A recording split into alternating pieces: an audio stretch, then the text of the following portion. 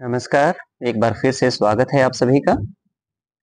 हम पढ़ रहे हैं राम की शक्ति पूजा कविता जो सूर्यकांत त्रिपाठी निराला द्वारा रचित है।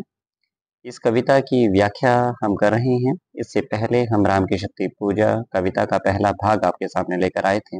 आज हम इसका दूसरा भाग लेकर आए हैं और कुल हम 4 भागों में इस कविता की व्याख्या पूरी करेंगे। चलिए आज शुरू करते हैं इसके अगले भाग की व्याख्या।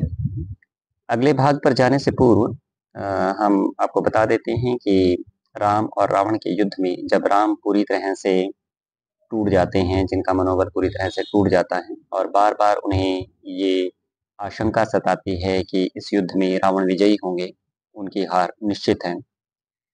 तो जब वो एक रोज़ युद्ध के पश्चात अपने शिविर में वापस आते हैं, ये आशंका अपने सभी सभासदों के साथ वो बाँटते हैं और जब ऐसा कह रहे होते हैं, तो उन्हें ऐसा लगता है कि जैसे महाशक्ति स्वयं रावण के साथ है, उनका साथ दे रही है। वो बड़ा अपने आप को दुर्भाग्यशाली समझते हैं कि जो असत्य है, उसके पक्ष में महाशक्ति है और उनकी हार निश्चित है। उनकी आँखों से आँसू झरने लगते हैं। उनके चरणों में बैठे हुए हनुमान जब उन आँसुओं को देखते हैं, तो त्वरित उठते हैं। यहीं तक का जो बात है लगभग उस भाग में हुआ था। अब हम इससे आगे बढ़ते हैं। युग चरणों पर आ पड़े अस्तु वे अश्रु युगल। युग चरणों पर, दोनों चरणों पर आ पड़े, गिर पड़े, अस्तु तो फिर, वे अश्रु युगल, वे दो आंसुओं की बूंदें। हनुमान जी श्री राम के चरणों में बैठे हैं। हनुमान जी पूरी तरह से ध्यान मग्न हैं, लेकिन अचानक उन्हें दिखाई देता है कि श्री राम के चरण कमलों पर, दोनों चरण कमलों पर अचानक दो आंसुओं की बूंदें गिर पड़ती हैं। देखा कपि ने, हनुमान जी ने देखा, चमके नभ में ज्यों तारा दल। और उन गिरते हुए आंसुओं को हनुमान जी ने देखा। उन्हें ऐसा लगा कि जैसे आकाश में दो तारे चमक रहे हों। ये नहीं चरण राम के बने श्यामा के शुभ। वास्तव में ये चरण राम के चरण नहीं हैं, बल्कि महाशक्ति के ही मंगलमय शुभ चरण हैं। सोहती मध्य में हीरक युग, जिनके मध्य में दो हीरे या दो कौस्तुभ मणियां चमक रही। टूटा वह तार ध्यान का, स्थिर मन हुआ विकल। हनुमान जी का ध्यान में रत मन भंग हो जाता है, अर्थात उनका ध्यान का तार टूट जाता है। स्थिर मन हुआ विकल, उनका स्थिर और शांत मन व्याकुल हो उठता है। संदिग्ध भाव की उठी दृष्टि, संदेही भरी भाव से उनकी दृष्टि ऊपर की ओर उठती है, जानने के लिए कि क्या हुआ। देखा अविकल बैठे वे वहीं कमल लोचन, और उन्होंने देखा कि वे कमल लोचन अर्थात श्री राम वहां पर अविकल बैठे हैं, शांत रूप से बैठे हैं, पर सजल नयन, परंतु इस बार उनकी जो आंखें हैं सजल हैं, अर्थात अश्रुपूरित हैं। व्याकुल व्याकुल कुछ चिर प्रफुल्ल मुख निश्चेतन, सदैव प्रफुल्ल रहने वाला, सदैव प्रसन्न रहने वाला उनका मुख कुछ व्याकुल और निश्चेतन, चेतना शून्य प्रतीत हो रहा था। यह अश्रु राम के आते ही मन में विचार, उद्वेल हो उठा शक्ति खेल सागरा पार। जब हनुमान जी के मन में यह विचार आया कि ये आंसू श्री राम के हैं, तो शक्ति का खेल खेलने में अपार सागर के समान हनुमान जी उद्वेलित हो उठे। जैसा कि हम फ़िल्मों में देखते हैं कि जब किसी को बहुत अधिक गुस्सा आता है, तो कहीं दूर समंदर में बहुत सी लहरें उठती हैं। एक जलराशि दूसरी जलराशि के ऊपर चढ़ती है, जल का एक पहाड़ सा उठता है, पछाड़ खाता है। ठीक इसी प्रकार का दृश्य यहाँ पर कविता के माध्यम से दिखाया है निराला जी ने। वास्तव में ये जो सागर है यहाँ पर इनके मन में, हनुमान जी के मन में हिलोरे लेने वाला सागर है, जो क्रोध से पूरी तरह से आपूरित है। उद्वेल हो उठा शक्ति खेल सागर अपार। शक्ति का खेल खेलने में अपार सागर के समान हनुमान जी उद्वेलित उठे, अर्थात क्रोधित उठे। होश वसित पवन 49 पिता पक्ष से, उनके पिता के पक्ष से, अर्थात उनके पिता पवन है मरुत, उनके पिता के पक्ष से अर्थात पवन से समर्थित तुमुल भयानक 49 पवन श्वसित हो उठे, अर्थात तेजी से बहने लगे। कहने का भाव यह है कि उनकी सांसें बड़ी तेजी से चलने लगी। एकत्र वक्ष पर बहा वाष्प को उड़ा अतुल। एकत्र वक्ष पर बहा वाष्प को उड़ा अतुल, और उस समंदर के वक्ष पर एकत्रित हुए भाप को उड़ाकर वह 49 पवन ऊपर आकाश की तरफ उड़ा ले गए। शत घूर्णावत, सैकड़ों घूर्णन करते हुए अ, तरंग भंग, तरंगों की लहरें अर्थात सैकड़ों घूर्णन करते हुए जल की लहरें उठने लगी, उठते पहाड़ ऐसा प्रतीत होता था कि जैसे जल का पहाड़ उठ रहा हो। जल राशि, राशि जल पर चढ़ता खाता पछाड़, एक जल राशि दूसरे राशि जल राशि पर चढ़कर पछाड़ खाने लगी। अर्थात पूरे समुद्र में उथल-पुथल मचने लगी। तोड़ता बंध प्रति संध धरा हो सफीत वक्ष, तोड़ता बंध बंधनों को तोड़ता, प्रति संध सीमा या मर्यादा, धरा हो सफीत वक्ष यानी धरा अर्थात धरती की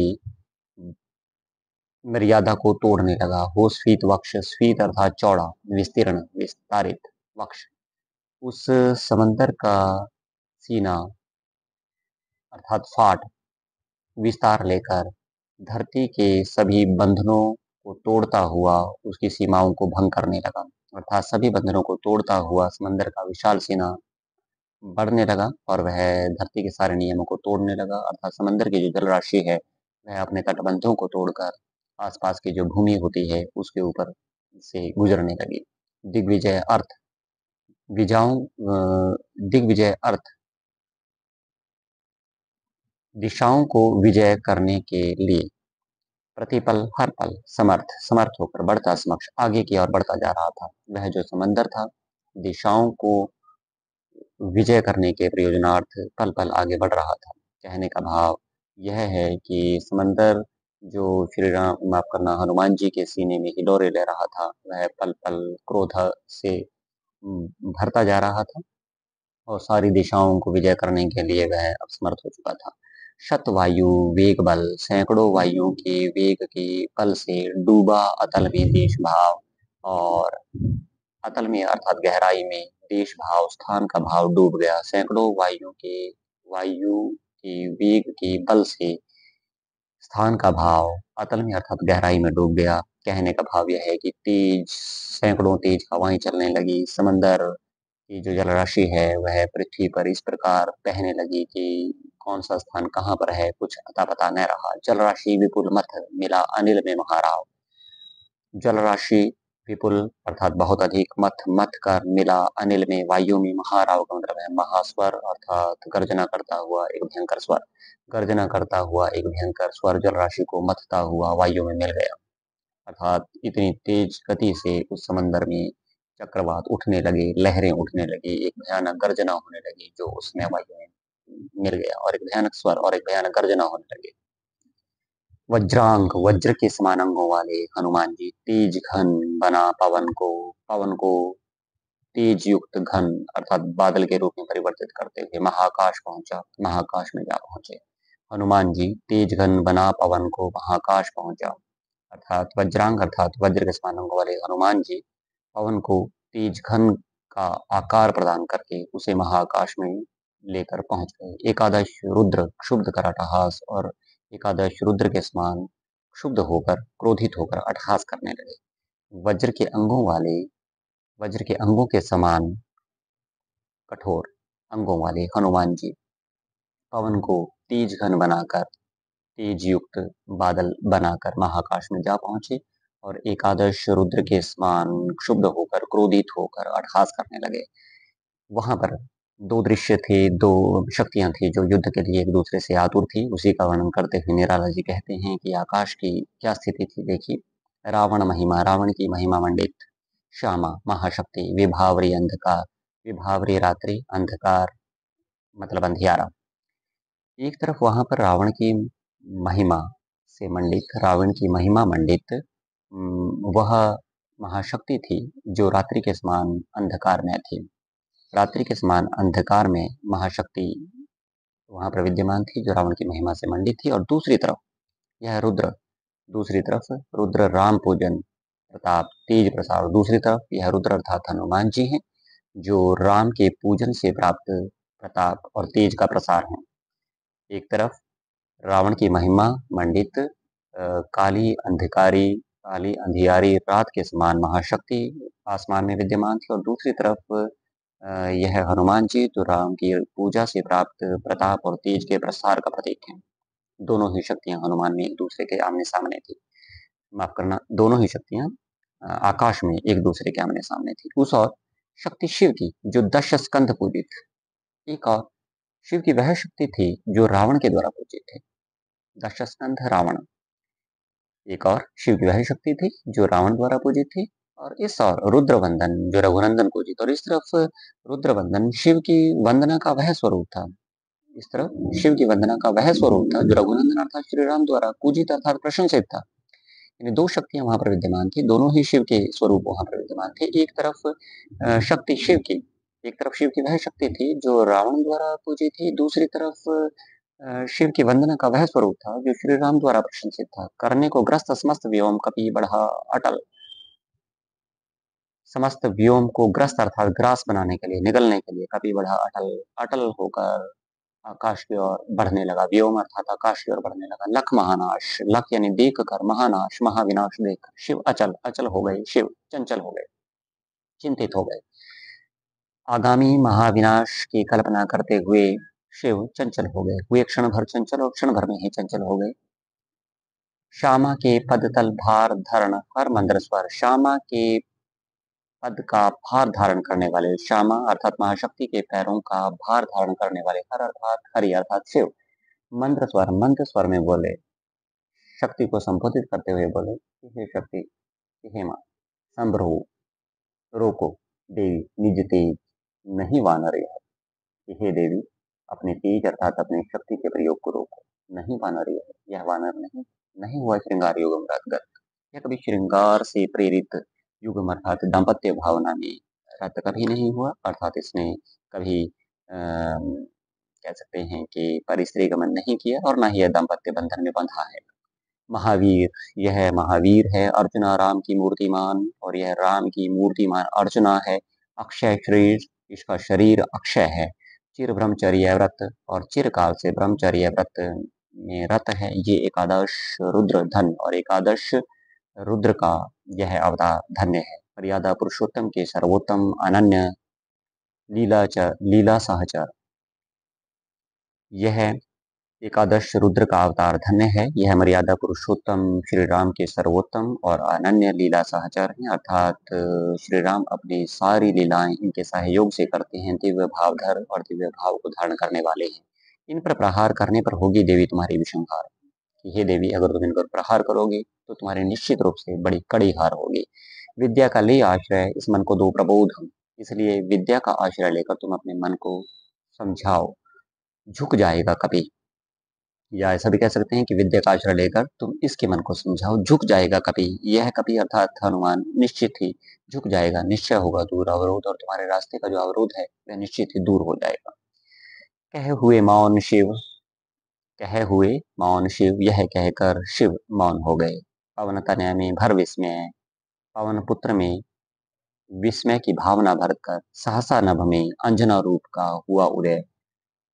सहसा यानी अचानक ही पवनपुत्र हनुमान में विस्मय की भावना भरते हुए आकाश में अंजना के रूप में शक्ति का उदय हुआ, अर्थात देवी ने अंजना के रूप में आकाश में अवतरण किया। बोली माता, और माता कुछ इस प्रकार से बोली, तुमने रवि को जब लिया निकल, तब नहीं बोध था तुम्हें रहे बालक केवल। और हनुमान के समक्ष आकर माता ने अंजना रूप में हनुमान से कहा कि जब बाल्यावस्था में तुमने रवि अर्थात सूर्य को निगल लिया था, तब तुम्हें बोध नहीं था, तब तुम निरे बालक थे। यह वही भाव कर रहा तुम्हें व्याकुल रह रहे, और ठीक उसी प्रकार का भाव रह रहकर तुम्हें आज भी व्याकुल कर रहा है। ठीक उसी प्रकार की जो बचपना है वह आज भी तुम्हें व्याकुल कर रहा है। यह लज्जा की है बात कि माँ रहती सहसा, और ये बड़ी लज्जा की बात है कि तुम्हारे इस इस प्रकार की गलत हरकतों से बार बार माँ को सहना पड़ता है। यह महाकाश है जहाँ वास शिव का निर्मल, पूजते जिन्हें श्री राम उसे ग्रसने को चल। यह महाकाश, यह महाकाश है जहाँ शिव का निर्मल वास है। ये वही शिव हैं जिन्हें श्री राम पूजते हैं, और तुम उसे ग्रसने को चल चल पड़े हो। क्या नहीं कर रहे तुम अनर्थ? क्या तुम अनर्थ नहीं कर रहे हो कि यह महाकाश उसी शिव का निर्मल वास है जिस श्री राम को तुम पूजते हो, और आज तुम उसी महाआकाश को निगलने के लिए चल पड़े। क्या तुम अनर्थ नहीं कर रहे हो? सोचो मन में, जरा तुम अपने मन में सोचो, क्या दी आज्ञा ऐसी कुछ श्री रघुनंदन ने? क्या श्री रघुनंदन अर्थात श्री राम ने तुम्हें कुछ ऐसी आज्ञा दी है कि तुम जाकर इस महाआकाश को निगल लो? तुम सेवक हो, छोड़कर धर्म कर रहे कार्य, कि हे हनुमान, तुम सेवक हो और सेव्य धर्म को छोड़कर तुम उसके विपरीत कार्य कर रहे हो। क्या असंभाव्य हो यह राघव के लिए धार्य? क्या यह संभव हो पाएगा? राघव अर्थात श्री राम के लिए धार्य धारण करना, क्या तुम्हारी इस बात को धारण करना अर्थात स्वीकार करना श्री राम के लिए स्वीकार्य हो पाएगा? अर्थात कदापि नहीं। तुम्हारे इस कृत्य को, तुम्हारे इस गलत हरकत को वो बिल्कुल भी स्वीकार नहीं करेंगे। कपि हुए नम्र, और हनुमान जी नम्र हो गए, विनम्र हो गए। क्षण में माता छवि हुई लीन, और अंजना माता के रूप में जो छवि प्रकट हुई थी वह क्षण भर में लीन हो गई। उतरे धीरे धीरे वह प्रभु पद हुए दीन, वह धीरे धीरे नीचे उतरे प्रभु पद अर्थात श्री राम के चरणों में तीन भाव से आकर बैठ गए। राम का विषण आनंद देखते हुए कुछ क्षण, राम का विषादग्रस्त आनंद देखते हुए उदासी से भरा हुआ मुख, राम का विषादग्रस्त आनंद देखते हुए कुछ क्षण, हे सखा विभीषण बोले। राम के उदास मुख को देखते हुए कुछ क्षण तक देखते हुए उनके सखा विभीषण उनसे बोले कि हे सखा, आज प्रसन्न वदन वह नहीं देखकर जिसे समग्र वीर वानर भल्लुक विगत श्रम हो पाते जीवन निर्जर, कि हे सखा, कि हे सखी, आज तुम्हारा वह प्रसन्न वदन अर्थात मुख दिखाई नहीं दे रहा है जिसे देखकर सारे वीर, वानर सेना, भल्लुक भालूगण विगत श्रम दिन भर के श्रम को भूलकर जीवन निर्जर, जीवन की प्रसन्नता से भर जाते हैं।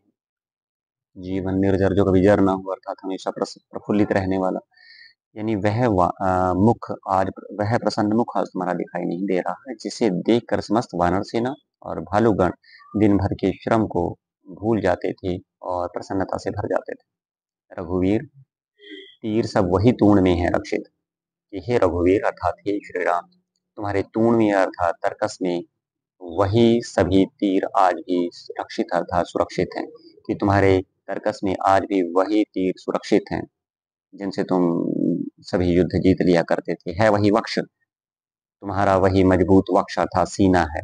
रण कुशल हस्त, वही युद्ध में पारंगत हस्त अर्थात हाथ है। बल वही अमित और कभी कम न होने वाला वही बल आप में आज भी विद्यमान है वही सुमित्रा नंदन मेघनाद जितरण, तुम्हारे साथ आज भी सुमित्रा का पुत्र मेघनाद को विजित कर देने वाला, रण में मेघनाद को विजित कर देने वाला तुम्हारे साथ है।